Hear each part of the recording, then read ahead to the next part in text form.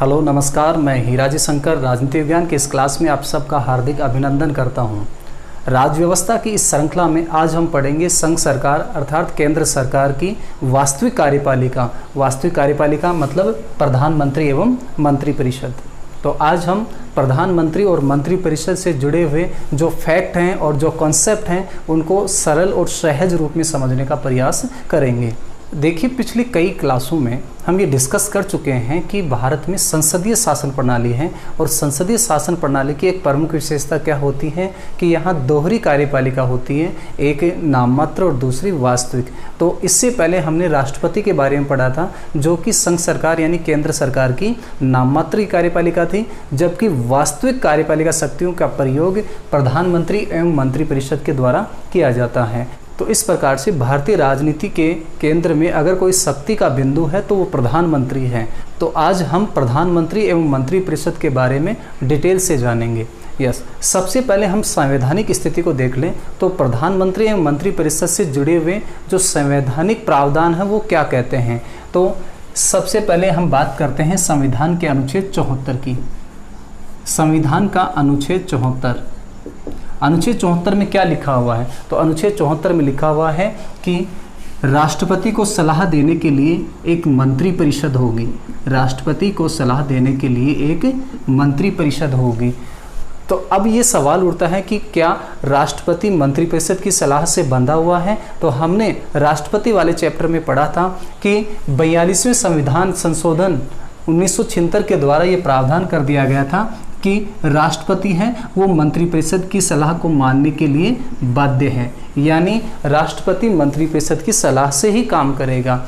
हाँ, 44वें संविधान संशोधन में राष्ट्रपति पद की गरिमा को ध्यान में रखते हुए राष्ट्रपति को इस संबंध में एक बार पुनर्विचार के लिए सलाह को भेजने का अधिकार दिया गया। तो इस प्रकार से वर्तमान स्थिति क्या है अनुच्छेद 74 के अनुसार कि राष्ट्रपति को सलाह देने के लिए एक मंत्रिपरिषद होगी और राष्ट्रपति मंत्रिपरिषद की सलाह के अनुसार ही कार्य करेगा। हाँ, वह मंत्रिपरिषद के द्वारा दी गई सलाह को एक बार पुनर्विचार के लिए लौटा सकता है, लेकिन पुनर्विचार के बाद वह मंत्रिपरिषद की सलाह के अनुसार ही कार्य करेगा। तो इसका मतलब कि वास्तविक जो शक्ति है वो मंत्रिपरिषद के पास है और उसका मुखिया होगा पीएम। अनुच्छेद 74 ये भी लिखा हुआ है कि उसका जो मुखिया होगा वो प्रधानमंत्री होगा, यानी राष्ट्रपति को सलाह देने के लिए एक मंत्रिपरिषद होगी जिसका मुखिया कौन होगा? प्रधानमंत्री। तो इस प्रकार अनुच्छेद 74 में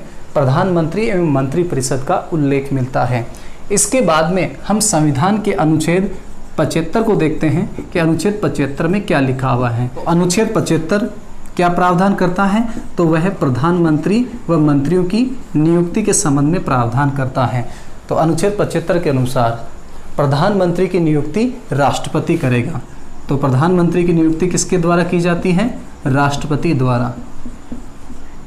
अब राष्ट्रपति प्रधानमंत्री की नियुक्ति करता है तो किसको वह प्रधानमंत्री नियुक्त करता है? तो राष्ट्रपति है वह लोकसभा में बहुमत प्राप्त दल के नेता को, लोकसभा में बहुमत प्राप्त दल के नेता को प्रधानमंत्री नियुक्त करता है। तो प्रधानमंत्री कौन होता है? तो हम कहेंगे प्रधानमंत्री लोकसभा में बहुमत प्राप्त दल का नेता होता है। देखिए, संविधान के अनुच्छेद 75 में इस लाइन का उल्लेख नहीं है। संविधान के अनुच्छेद 75 में तो ये लिखा हुआ है कि मंत्रिपरिषद सामूहिक रूप से लोकसभा के प्रति उत्तरदायी होगी और इसका मतलब यही निकलता है कि प्रधानमंत्री और मंत्रिपरिषद उस राजनीतिक दल से होंगे जिस राजनीतिक दल को लोकसभा में बहुमत या विश्वास प्राप्त होगा। तो इसका निष्कर्ष यही है कि प्रधानमंत्री कौन होता है? कि लोकसभा में बहुमत प्राप्त दल का नेता। देखिए, लोकसभा में बहुमत प्राप्त दल का नेता का मतलब ये कतई नहीं है कि वह लोकसभा का ही सदस्य हो। प्रधानमंत्री राज्यसभा का सदस्य भी बन सकता है। देखिए, संविधान में इस बात का उल्लेख किया गया है कि मंत्री बनने के लिए उसको संसद का सदस्य होना आवश्यक है। तो संसद में चाहे वह लोकसभा का सदस्य हो या राज्यसभा का सदस्य हो। यहाँ लोकसभा में बहुमत प्राप्त दल के नेता का मतलब क्या होता है कि देखिए, जब भी लोकसभा के चुनाव होते हैं तो लोकसभा के चुनाव के बाद जिस दल को बहुमत मिला है उस दल के चुने हुए जो सदस्य हैं, बहुमत प्राप्त दल के जो सदस्य हैं, उनकी मीटिंग होती है और वो जो सदस्य हैं वो अपना एक नेता डिसाइड करते हैं, अपना एक नेता चुनते हैं और उस व्यक्ति को राष्ट्रपति हैं वो प्रधानमंत्री के रूप में नियुक्त कर देता है। फॉर एग्जाम्पल 2019 के जब चुनाव हुए, 2019 के चुनाव हुए तो जैसे 543 सीटों में बहुमत के लिए कितने चाहिए, 272, तो बीजेपी को 2019 में 303 सीटें मिली, यानी बीजेपी ने वो जादुई आंकड़ा पार कर लिया। जादुई आंकड़ा यानी जिससे कि सत्ता प्राप्त होती है, यानी कि बहुमत प्राप्त कर लिया, 272 से कहीं अधिक 303 सीटें प्राप्त कर ली। तो फिर बीजेपी के ये जो चुनकर आए सदस्य थे, इन्होंने अपना नेता तय कर लिया और नेता किसको उन्होंने चुना, नरेंद्र मोदी।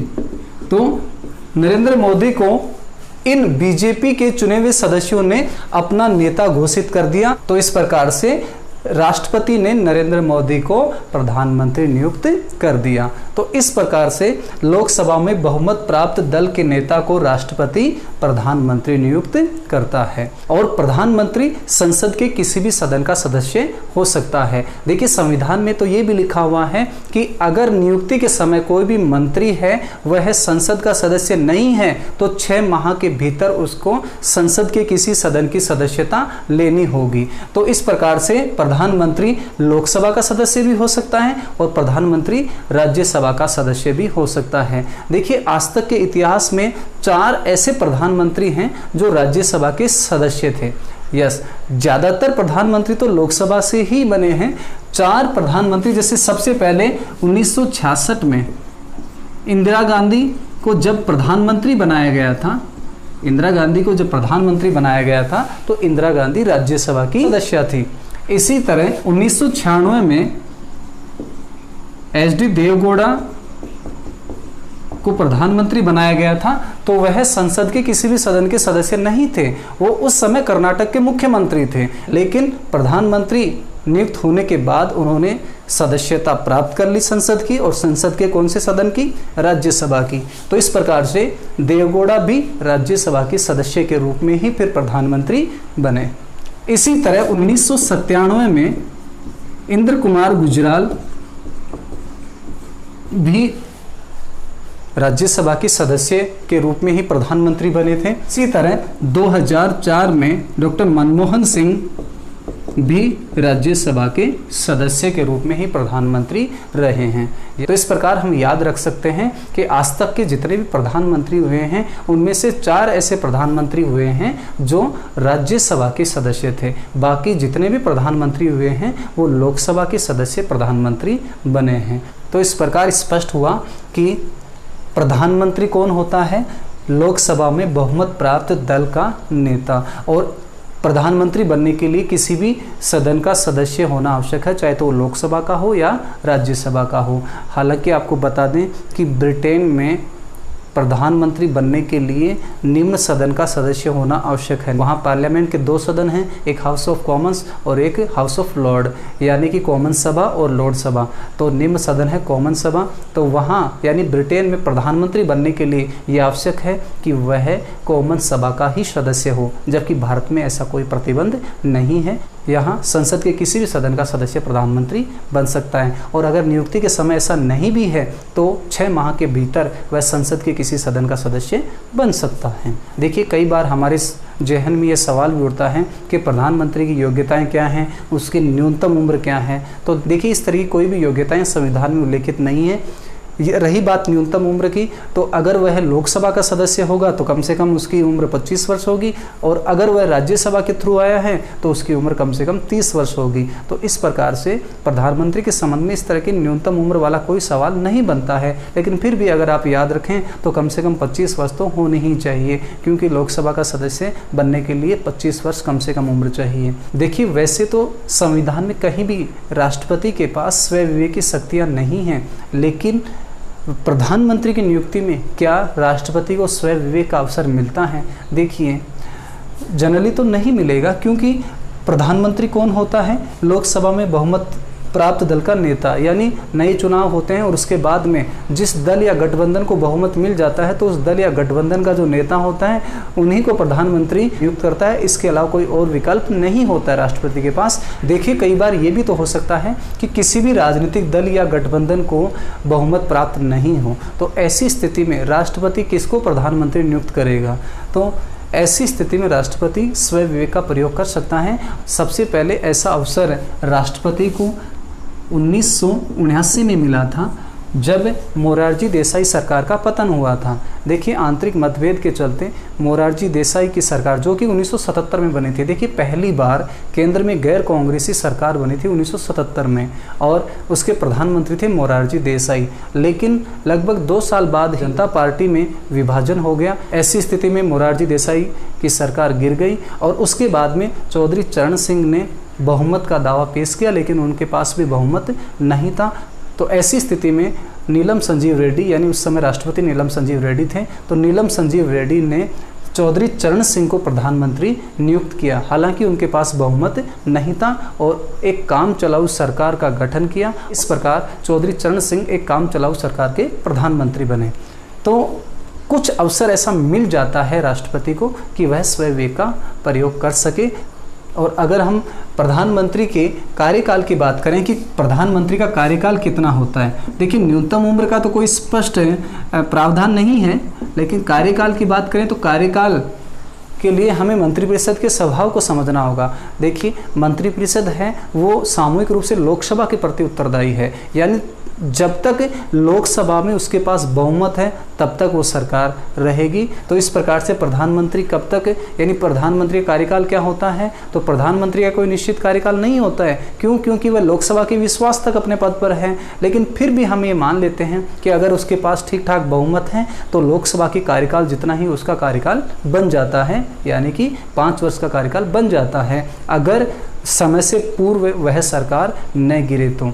हाँ, हालांकि प्रधानमंत्री और मंत्रिपरिषद है वो अगली लोकसभा के गठन के बाद जब नई मंत्रिपरिषद का गठन होता है वहाँ तक प्रधानमंत्री और मंत्रिपरिषद बनी रहती हैं। तो इस प्रकार से कार्यकाल के संबंध में ये कुछ बातें हम कह सकते हैं। और अब हम अन्य मंत्रियों की नियुक्ति के संबंध में भी प्रावधान देख लेते हैं। तो ये तो क्लियर हो गया है कि प्रधानमंत्री की नियुक्ति राष्ट्रपति द्वारा की जाती है और प्रधानमंत्री कौन होता है? लोकसभा में बहुमत प्राप्त दल का नेता। तो फिर अन्य और जो मंत्री होते हैं उनकी नियुक्ति, तो उनकी नियुक्ति भी राष्ट्रपति के द्वारा ही की जाती है। तो संविधान के अनुच्छेद 75 के अनुसार प्रधानमंत्री की नियुक्ति राष्ट्रपति के द्वारा की जाती है तथा प्रधानमंत्री की सलाह से राष्ट्रपति अन्य मंत्रियों की नियुक्ति करता है। और प्रधानमंत्री की शक्तियों में हम पढ़ेंगे कि मंत्रिपरिषद के संबंध में प्रधानमंत्री की स्थिति क्या है और प्रधानमंत्री किस तरह से मंत्रिपरिषद का ब्रह्मा विष्णु महेश हैं, ये हम प्रधानमंत्री की शक्ति में पढ़ेंगे। अभी तो हमें इतना याद रखना है कि अन्य मंत्रियों की नियुक्ति प्रधानमंत्री की सलाह, यानी प्रधानमंत्री की सलाह से किसके द्वारा की जाती है? राष्ट्रपति के द्वारा की जाती है। हाँ, मंत्रियों की संख्या कितनी हो, मंत्रियों की योग्यता क्या है, ये भी हम डिस्कस करेंगे। तो सबसे पहले कि जो मंत्रिपरिषद है, मंत्रिपरिषद का आकार कितना होना चाहिए। देखिए, मंत्रिपरिषद के आकार यानी मंत्रिपरिषद में ज़्यादा से ज़्यादा कितने सदस्य हो सकते हैं, इसके संबंध में मूल संविधान में कोई प्रावधान नहीं किया गया था। लेकिन 91वें संविधान संशोधन अधिनियम 2003 के द्वारा मंत्रिपरिषद के आकार के संबंध में प्रावधान कर दिया गया। और मंत्रिपरिषद में अधिकतम कितने सदस्य हो सकते हैं, तो इस संशोधन अधिनियम के अनुसार मंत्रिपरिषद में लोकसभा यानी निम्न सदन यहाँ पर है लोकसभा, तो लोकसभा के कुल सदस्यों का 15%। तो केंद्र में मंत्रिपरिषद का आकार कितना बड़ा हो सकता है, यानी मंत्रिपरिषद में अधिकतम कितने मंत्री हो सकते हैं, तो 91वें संविधान संशोधन अधिनियम 2003 के अनुसार मंत्रिपरिषद में अधिकतम मंत्री लोकसभा की कुल सदस्य संख्या का 15% हो सकते हैं। लोकसभा की कुल सदस्य संख्या 545, तो 545 का 15%, 545 के 15% जितना भी होता है वो मंत्रिपरिषद का अधिकतम आकार होगा। तो इस प्रकार से केंद्र सरकार में इतने मंत्री हो सकते हैं। तो ये तो हुई मंत्रियों की संख्या के संबंध में। अब हम बात करते हैं कि मंत्रियों का कार्यकाल कितना। तो संविधान में साफ लिखा हुआ है कि मंत्री राष्ट्रपति के प्रसाद पर्यंत अपने पद पर रहते हैं। प्रसाद पर्यंत का मतलब कि राष्ट्रपति जब चाहे किसी भी मंत्री को हटा सकता है, यानी बर्खास्त कर सकता है। हालांकि व्यवहार में यह शक्ति प्रधानमंत्री की है। तो इसका मतलब हम क्या बोलेंगे इसको, या क्या बोल सकते हैं कि प्रधानमंत्री किसी भी मंत्री को बर्खास्त करने की सिफारिश राष्ट्रपति को कर सकता है। हटाना तो राष्ट्रपति को है, नियुक्ति भी राष्ट्रपति ही करता है। तो मंत्रियों का कार्यकाल क्या होगा, तो हम कहेंगे मंत्रिपरिषद का कार्यकाल अनिश्चित है। अनिश्चित कैसे, कि वह लोकसभा के विश्वास तक अपने पद पे बनी रहती है और व्यक्तिगत रूप से कोई भी मंत्री है उसको कभी भी हटाया जा सकता है। तो इस प्रकार से कार्यकाल की अनिश्चितता मंत्रिपरिषद की एक विशेषता है। और रही बात योग्यता की, तो योग्यता के बारे में हम पढ़ चुके हैं कि केंद्र सरकार में मंत्री बनने के लिए संसद का सदस्य होना आवश्यक है। संसद का मतलब संसद के किसी भी सदन का सदस्य होना आवश्यक है। और संविधान में यानी अनुच्छेद 75 में ये भी लिखा हुआ है कि अगर नियुक्ति के संबंध में ऐसा नहीं है, यानी संसद के किसी भी सदन का सदस्य नहीं है जिसको मंत्री बनाया जा रहा है, तो 6 माह के भीतर उसको संसद के किसी सदन की सदस्यता लेनी होगी। और अगर वो ऐसा करने में कामयाब नहीं होता, यानी 6 माह में संसद के किसी भी सदन की सदस्यता प्राप्त नहीं कर पाता है, तो 6 माह बाद वह मंत्री नहीं रह पाएगा। तो इस प्रकार से हम यही योग्यता याद रख सकते हैं मंत्रियों के संबंध में कि उसको संसद का सदस्य होना आवश्यक है। अब संसद का सदस्य है तो वह या तो लोकसभा का सदस्य है, तो या तो वो लोकसभा की योग्यता पूरी करके आ रहा होगा, या फिर राज्यसभा का सदस्य है तो राज्यसभा की योग्यता पूरी करके आ रहा होगा। तो इस प्रकार से मंत्रियों की ये योग्यता हुई। और अब हम बात करें कि मंत्रियों को शपथ कौन दिलाता है। तो जैसे नियुक्ति की बात की जाए तो नियुक्ति राष्ट्रपति देता है, यानी मंत्रियों की नियुक्ति राष्ट्रपति के द्वारा की जाती है, तो शपथ भी राष्ट्रपति के द्वारा ही दिलाई जाती है। और ध्यान देने योग्य बात है कि मंत्री हैं 2 प्रकार की शपथ लेते हैं। एक तो अपने पद की शपथ, कि पद के जो भी करते हैं वो निष्ठापूर्वक उनका पालन किया जाएगा, और साथ ही साथ वो एक और शपथ लेते हैं और वो है गोपनीयता।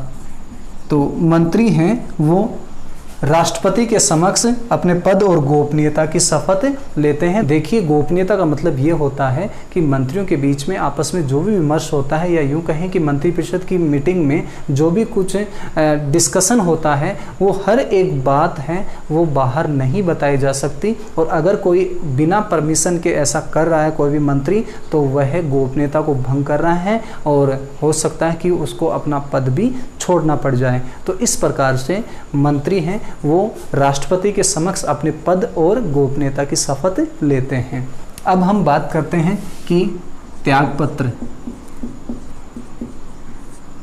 मंत्री अपना त्यागपत्र किसको देते हैं। तो मंत्री अपना त्यागपत्र राष्ट्रपति को देते हैं, यानी राष्ट्रपति को संबोधित करते हैं। तो प्रधानमंत्री हो या कोई अन्य मंत्री हो, वो अपने पद से अगर इस्तीफा देना चाहते हैं या त्यागपत्र देना चाहते हैं तो राष्ट्रपति को संबोधित कर अपना त्यागपत्र देंगे। हाँ, ये अलग बात है कि त्यागपत्र स्वीकार करना और अस्वीकार करना, अगर वो किसी मंत्री ने दिया है तो ये प्रधानमंत्री का काम होता है। यानी कोई भी मंत्री अपना त्यागपत्र राष्ट्रपति को संबोधित करता है, लेकिन वह प्रधानमंत्री को प्रेषित करता है पहले, और प्रधानमंत्री अगर उस त्यागपत्र को राष्ट्रपति के पास फॉरवर्ड कर देता है, हालांकि राष्ट्रपति के नाम से संबोधित होता है, लेकिन कोई भी मंत्री बिना प्रधानमंत्री के परमिशन से राष्ट्रपति से नहीं मिलता है, तो मंत्री अपना त्यागपत्र सौंपता तो है प्रधानमंत्री को, और प्रधानमंत्री अगर वह त्यागपत्र राष्ट्रपति को अग्रेसित कर देता है तो इसका मतलब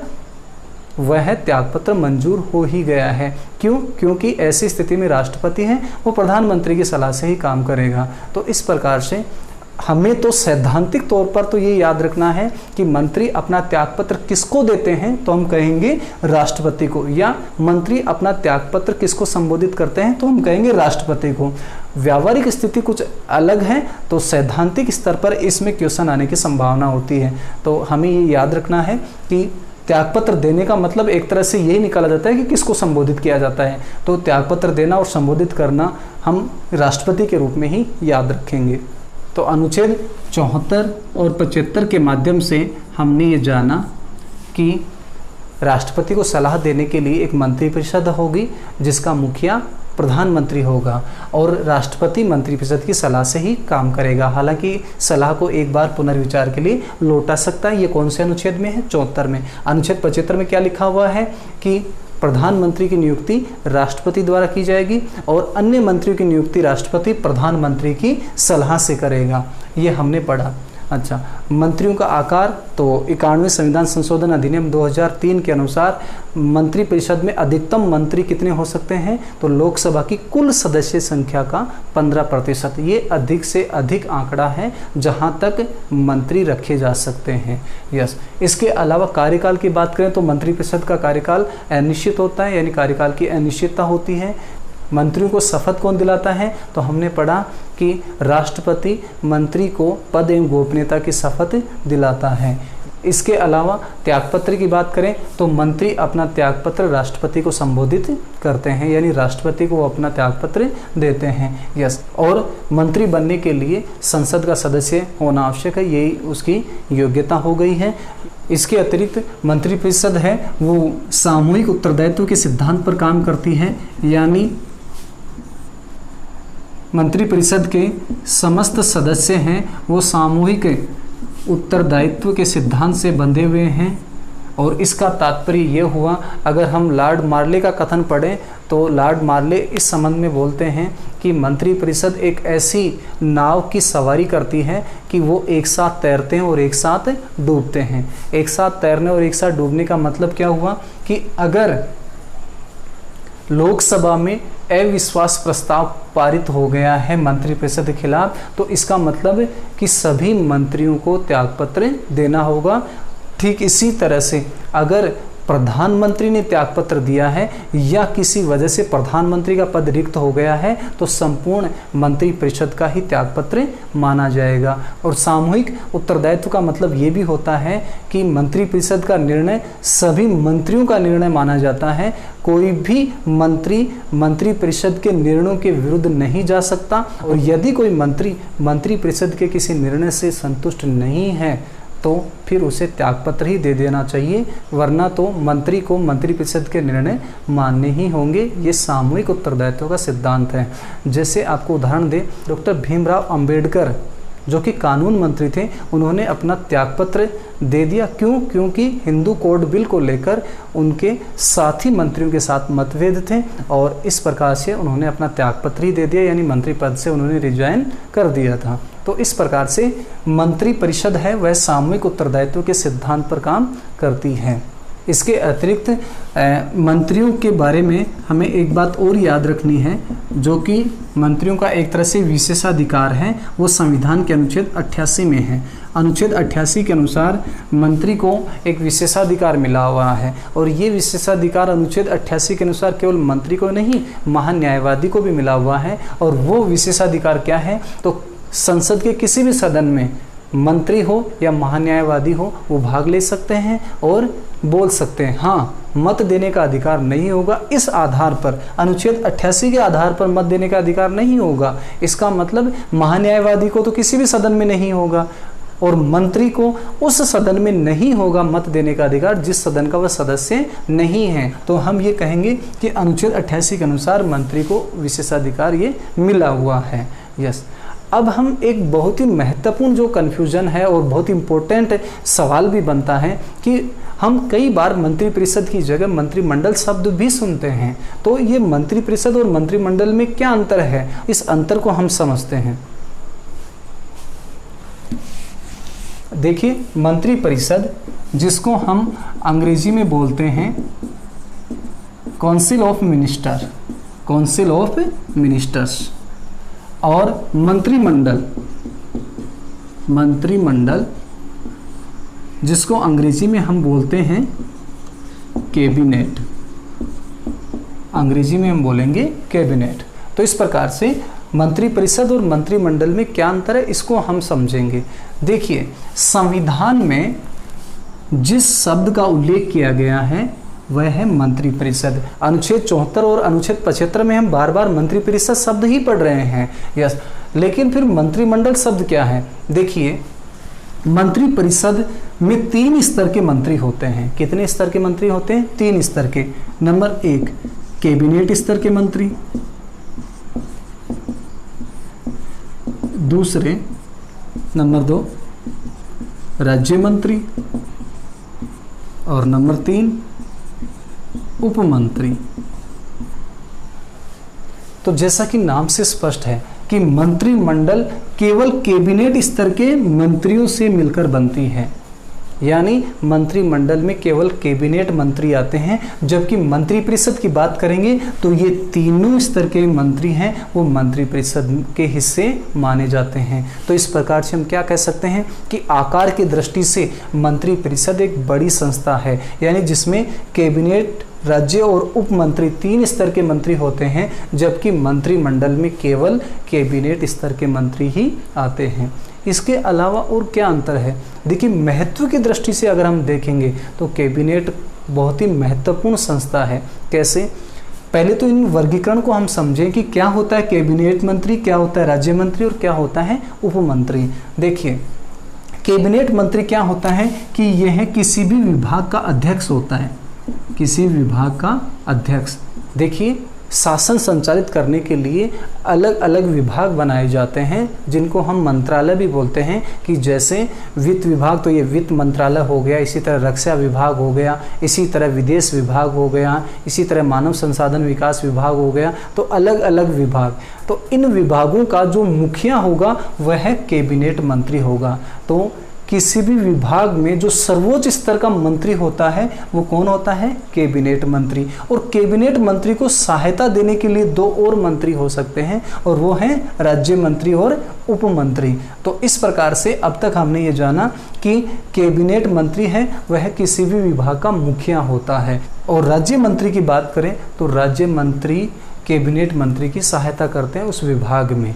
हाँ, कई बार अब राज्य मंत्री की बात करें तो इसमें भी 2 श्रेणियां हैं। एक श्रेणी ऐसी भी होती है जिसको हम बोलते हैं स्वतंत्र प्रभार।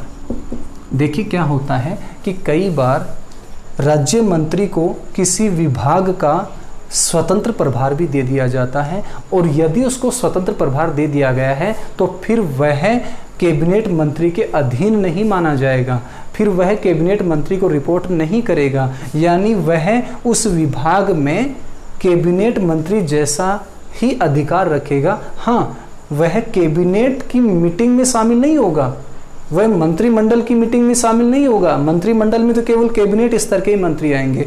और उपमंत्री क्या होता है कि उपमंत्री इन दोनों को सहायता प्रदान करते हैं या इन दोनों के सहायक होते हैं। तो इस प्रकार से मंत्रिपरिषद में 3 स्तर के मंत्री होते हैं। कौन कौन से? कैबिनेट मंत्री, राज्य मंत्री और उपमंत्री। तो अब इन तीनों वर्गीकरण से हमें यह भी समझ में आ गया है कि मंत्रिमंडल क्या होता है। तो मंत्रिमंडल में केवल कैबिनेट स्तर के मंत्री शामिल होते हैं। जैसे हमने एक सेंटेंस कहा था ना कि आकार की दृष्टि से बेशक मंत्रिपरिषद बड़ी संस्था है, लेकिन महत्व की दृष्टि से मंत्रिमंडल बहुत ही महत्वपूर्ण संस्था है। क्यों? क्योंकि देश की नीति के संबंध में महत्वपूर्ण फैसले कैबिनेट की मीटिंग में यानी मंत्रिमंडल की मीटिंग में ही लिए जाते हैं। तो इस प्रकार से मंत्रिमंडल बहुत ही महत्वपूर्ण संस्था है। हालांकि हम ये नहीं कह सकते कि मंत्रिमंडल बिल्कुल संविधान में उल्लेखित ही नहीं है, लेकिन इस संदर्भ में उल्लेखित नहीं है, उसका संदर्भ कोई दूसरा है। और वो अलग संदर्भ क्या है? वो है अनुच्छेद 352। अनुच्छेद 352, देखिए अनुच्छेद 352 जो कि राष्ट्रीय आपातकाल का प्रावधान करता है। देखिए अनुच्छेद 352 में लिखा हुआ है कि राष्ट्रपति आपातकाल की घोषणा तभी करेगा जब मंत्रिमंडल यानी कैबिनेट लिखित में उसको सलाह देगी। तो वहाँ पर मंत्रिमंडल शब्द का उल्लेख किया गया है। तो इस प्रकार से संविधान के अनुच्छेद 352 यानी पूरे संविधान में केवल एक जगह मंत्रिमंडल शब्द का उल्लेख किया गया है। और इस उल्लेख का उद्देश्य ये नहीं था कि इस शब्द को हम कोई संवैधानिक दर्जा दे रहे हैं। इस उल्लेख का उद्देश्य ये था कि हम आपातकालीन जो शक्तियां हैं उनका दुरुपयोग रोकना चाह रहे थे। तो 44वें संविधान संशोधन के माध्यम से ये प्रावधान कर दिया गया कि राष्ट्रपति राष्ट्रीय आपातकाल की उद्घोषणा तभी करेगा जब मंत्रिमंडल लिखित में ऐसी सलाह दे। तो इस प्रकार से ये मंत्रिपरिषद और मंत्रिमंडल में अंतर हुआ। देखिए, जब हम मंत्रिपरिषद पढ़ रहे हैं या मंत्रिमंडल को पढ़ रहे हैं तो एक और शब्द है, ये शब्दावली है, वह प्रचलित है कई बार, छाया मंत्रिमंडल। छाया मंत्रिमंडल यानी शैडो कैबिनेट। तो शैडो कैबिनेट या छाया मंत्रिमंडल क्या होता है? देखिए, मंत्रिमंडल या मंत्रिपरिषद का निर्माण किसके द्वारा किया जाता है? यानी लोकसभा में बहुमत प्राप्त दल के द्वारा मंत्रिमंडल या मंत्रिपरिषद का निर्माण किया जाता है। यस, लेकिन छाया मंत्रिमंडल का निर्माण विपक्ष के द्वारा किया जाता है, जबकि मंत्रिपरिषद का निर्माण पक्ष का मतलब जिसके पास बहुमत है, और जिसके पास बहुमत नहीं है लोकसभा में, जिसको हम कहें विपक्ष, तो विपक्ष के द्वारा बनाया जाता है छाया मंत्रिमंडल। यस, ये क्यों बनाया जाता है? हालांकि इसका कोई संवैधानिक और वैधानिक औचित्य नहीं है। ये इसलिए बनाया जाता है जिससे कि हम सरकार की रचनात्मक आलोचना कर सकें, रचनात्मक आलोचना कर सकें या उसके ऊपर रचनात्मक नियंत्रण रखा जा सके। कैसे और क्या होता है ये छाया मंत्रिमंडल? तो जिस तरह से पक्ष यानी जिस दल के पास बहुमत है वो अलग अलग अपने मंत्री बनाता है, जैसे वित्त मंत्री है, रक्षा मंत्री है, विदेश मंत्री है, तो इस तरह से अलग अलग मंत्री बनाता है। ठीक इसी तरह से विपक्ष क्या करता है कि प्रत्येक मंत्रालय की जो कमियां हैं उनका बारीकी से अध्ययन किया जा सके और उनको जनता के सामने रखा जा सके। इसके लिए प्रत्येक मंत्रालय के लिए एक एक सदस्य को नियुक्त करता है। यानी वित्त मंत्रालय के लिए एक सदस्य को नियुक्त कर दिया जाएगा, तो वह एक तरह से छाया मंत्रिमंडल का वित्त मंत्री हो गया। हालांकि उसका कोई वैधानिक और संवैधानिक मान्यता नहीं है, उसको कोई सुविधाएं, कोई वेतन वगैरह नहीं मिलेगा, लेकिन ये एक तरह से व्यवस्थित नियंत्रण या व्यवस्थित आलोचना का एक तरीका है। तो इस तरह से ये होता है छाया मंत्रिमंडल। तो छाया मंत्रिमंडल किसके द्वारा बनाया जाता है? विपक्ष के द्वारा। क्यों बनाया जाता है? यह पक्ष यानी सरकार की रचनात्मक आलोचना करने के लिए। और ये एक अच्छी परंपरा भी है, लेकिन ये कुछ खास लोकप्रियता हासिल नहीं कर पाए हैं।